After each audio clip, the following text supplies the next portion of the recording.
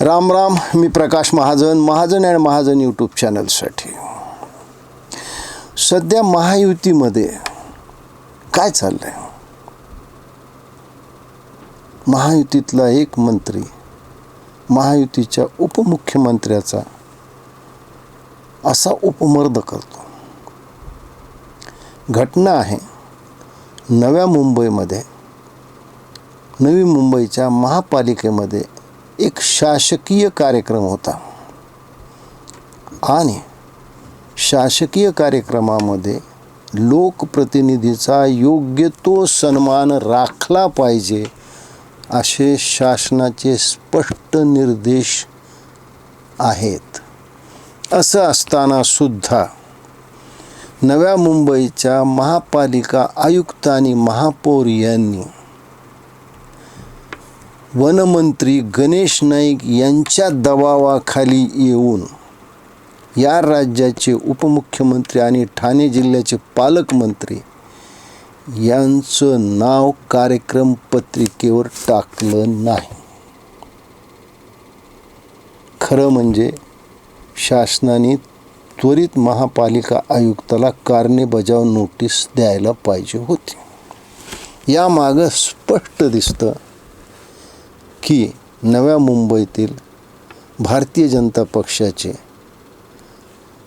Cabinet मंत्री गणेश नाईक यांचा हात आहे. कारण त्यांचं वक्तव्यच तसं त्याच्यानंतर आलेलं आहे. गणेश नाईक, तुम्ही हे विसरताय की जरीही कधी काळी तुमच्यासमोर एकनाथजी शिंदे हे शाखा प्रमुख असले तरी ते आपल्या कर्तृत्वानं, आपल्या संयमानं, आपल्या मेहनतीनं, आपल्या मनमिळावू स्वभावाने आज या महाराष्ट्राचे मुख्यमंत्री झाले.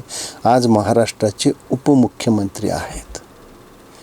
तुम्ही ते एकनाथजी शिंदेचा अपमान केला. एकनाथजी शिंदेचा अपमान नसून या महाराष्ट्र राज्याच्या उपमुख्यमंत्र्याचा अपमान आहे.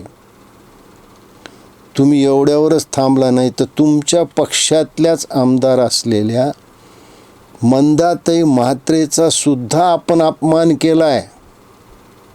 तुमच्या मनात हा राग आहे की तुमच्या मुलाला मंदाताई म्हात्रेनं निवडणुकीत पाडलं आणि त्यावर तुम्ही जी मल्लीनाथी केली, जे तुम्ही भाष्य केलं, ते तर अजून दुर्दैवी आहे की न मागता मिळत असतो तो मान, मिळत असतो मागून मिळत असतो ती भीक असते. तुम्ही काय कुणाविषयी बोलताय?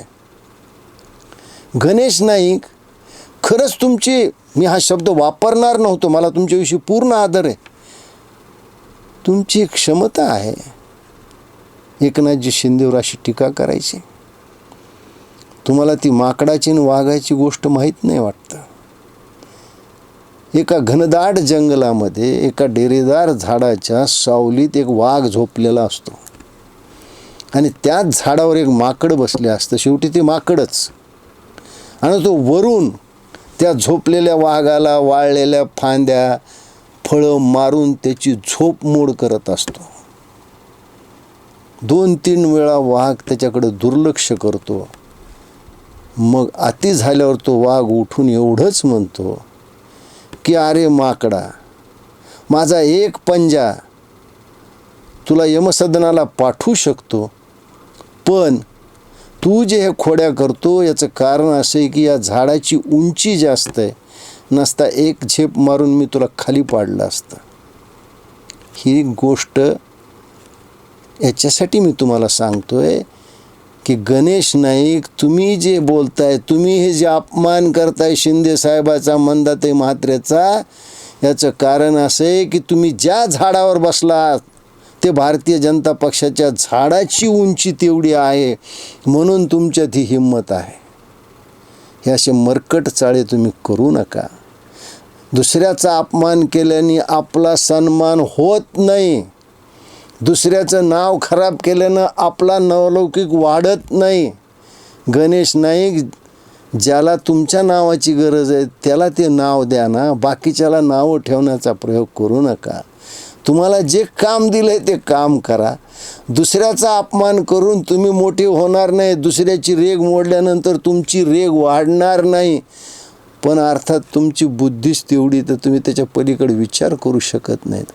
तुम्ही कितीही एकनाथजी शिंदेवर जळालात, कितीही त्यांचा अपमान करण्याचा प्रयत्न केला, तर जनतेला तुमची काय लायकी आहे आणि एकनाथजी शिंदेची काय आहे हे जगाला माहिती. ज्या एकनाथजी शिंदेनं आपण मुख्यमंत्री असताना या महाराष्ट्रातल्या लक्षावधी लाडक्या बहिणीसाठी काम केलं, त्या बहिणी त्यांना कधीही विसरणार नाहीत.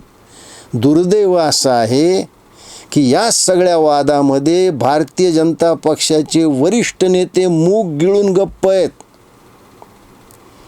खरं म्हणजे भारतीय जनता पक्षाच्या प्रदेशाध्यक्षाने आणि महाराष्ट्राचे मुख्यमंत्री माननीय देवेंद्र फडणवीसनं तुमचा कान धरायला पाहिजे होता. कान उघडणीसुद्धा नाही आहे.